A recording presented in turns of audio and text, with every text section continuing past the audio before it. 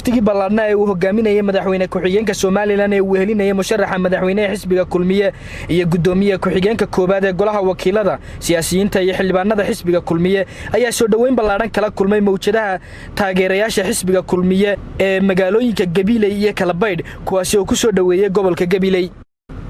taageerayaashaasi ayaa ku labisnaa astaamaha xisbiga midnimada iyo horumarka caleemo qoyan calanka xisbiga iyo sawirada musharaxiinta madaxweyne ee xisbigaasi waxaanay socod ku soo mareen waftigu sidadka halbowlaha ah ee magaalada Gabiley waxaanay isugu biishubteen khayriyada ku sugnaayeen mowjado taageerayaasha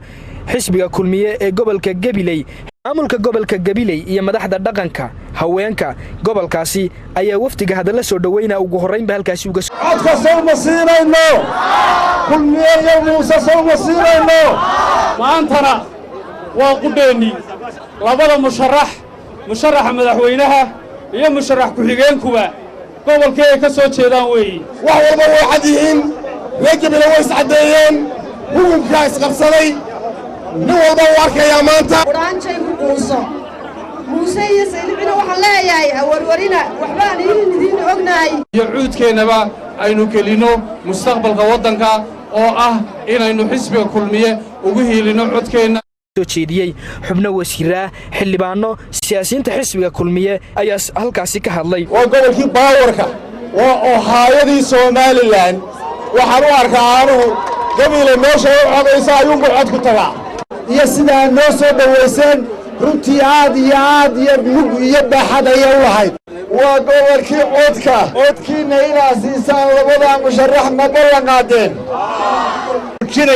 inay mudashixiinta madaxweyne ku-xigeen gobolka yihiin idinku codkiina waa la hubaa cidda aad farriinta u diraysaan waa gobolada kale weey ee aad leedihiin annaga ayaa sanadka mudashaxa leh hana la dhiso soo sida maaha gudoomiye ku-xigeenka koobaad ee golaha wakiilada Axmed Yaasiin Sheekh Cali Ayaanle ayaa u mahadnaqay bulshada reer Gabiley qalbigeena isku yaala codkeena isku yaala danteena isku taala waad mahadsantihiin musharaxa madaxweyne xisbiga muxaafidka ah kulmiye ahna gudoomiyaha xisbigaasi mudane Muuse Biixi Cabdi bilahan u dambeeyay dalka dhan baan wareegaynay bari baan u badnayn gobolada bariga oo dhan baan soo maray waxaanu gaadhnay gobolada ugu fog walaalayaal marka aanu la hadlayno ma ilahayn Muuse Biixi oo cod baanu ku siinay ma ilahayn cadaanu ku dooranayna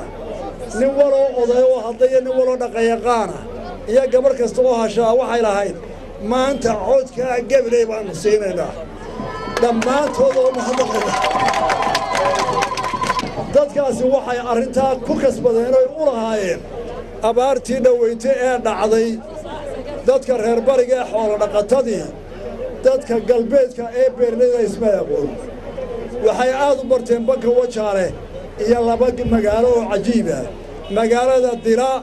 iyo Gabiley ugu dambeyntiina madaxweynaha ku-xigeenka Soomaaliland ayaa u mahadnaqay taageerayaasha xisbiga isbeddelkii qiimaha lahaa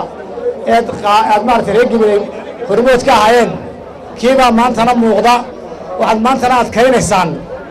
wixii kulmiye qabtay